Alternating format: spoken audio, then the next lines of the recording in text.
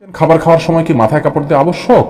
না বোন, খাবার খাওয়ার সময় আমরা মাথায় কাপড় দিতে বাধ্য নই, কারণ হাদিস আমাদেরকে এরকম নির্দেশ দেয় না যে ছেলে হোক, মেয়ে হোক, নারী হোক, পুরুষ হোক, খাবার সময় আমাদেরকে টুপি দিতে হবে। অনেকে দেখা যায় খেতে বসলে টুপিটা তালাশ করে, আমার টুপিটা দাও, আমি খেতে বসবো।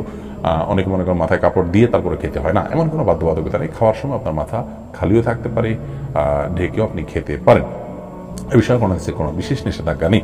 রদ্দুল মুখতারি লেখা হয়েছে যে ওয়ালা বাসা বিল আকলি মুত্তাকিয়ান ও মাকসুফার রাসি, অর্থাৎ গ্রহণযোগ্য মত অনুযায়ী উন্মুক্ত মাথায় অর্থাৎ খালি মাথায় বসে খেতে কোনো অসুবিধা নেই।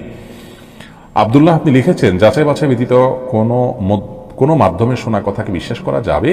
কারো থেকে কোনো বিষয়ের তথ্য গ্রহণ ইসলামের নির্দেশনা কি? ভাই আব্দুল্লাহ, যাচাই বাছাই ছাড়া যদি কোনো মাধ্যম থেকে আপনি কোনো সংবাদ শুনেন তাহলে শুনেই সেটা বিশ্বাস করা আপনার জন্য এক ধরনের অপরাধ। একটি বর্ণনা রয়েছে এরকম যে কাফা বিল কাযিবান আন ইউহাদ্দিসা বিকুল্লি মা সামিআ। এই হাদিসের ভাষ্য বা মানে মূল পাঠ বা বক্তব্য আরবি এটা বিভিন্ন রকম আছে, মূল কথা একটাই, মর্মটা বিশুদ্ধভাবে বর্ণিত, সেটি হলো যে কোনো ব্যক্তি যা শুনলো সেটাই মানুষের কাছে বলে বেড়ালো, তাহকিক ছাড়া, যাচাই করা ছাড়া, অনুসন্ধান করা ছাড়া, সেটা পরখ করা ছাড়া, সত্য মিথ্যা জানা ছাড়া, এটা কিন্তু তার মিথ্যাবাদী হওয়ার জন্য যথেষ্ট।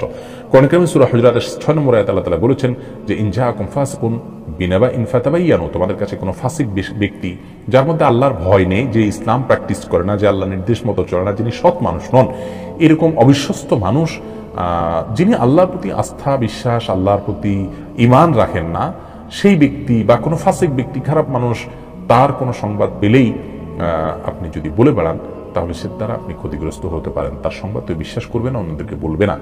আজকে গুজবের কারণে যে পৃথিবীতে ক্ষতি হচ্ছে এবং মিডিয়া যেগুলোকে ইহুদিবাদীরা কন্ট্রোল করছে এবং তাদের এ সমস্ত মিডিয়ার অপপ্রচারে, প্রপাগান্ডায় এবং গুজবে, মিথ্যা তথ্যে আমরা মুসলিমরা পর্যন্ত বিভ্রান্ত হয়ে যাচ্ছি এবং আমাদের ঈমান ক্ষতিগ্রস্ত হচ্ছে, দুনিয়ার দিক থেকে আমরা ক্ষতিগ্রস্ত হচ্ছে। এই জন্য যাচাই বাছাই ছাড়া কোনো তথ্য গ্রহণ করা উচিত নয়। বিশেষ করে জাগতিক যে সংবাদগুলো আছে সেগুলো যেমন আমাদেরকে যাচাই করতে হবে, একেবারে কোন হাদিসের বিষয়গুলো আমাদেরকে নির্ভরযোগ্য সূত্র ছাড়া বিশ্বাস করা যাবে না।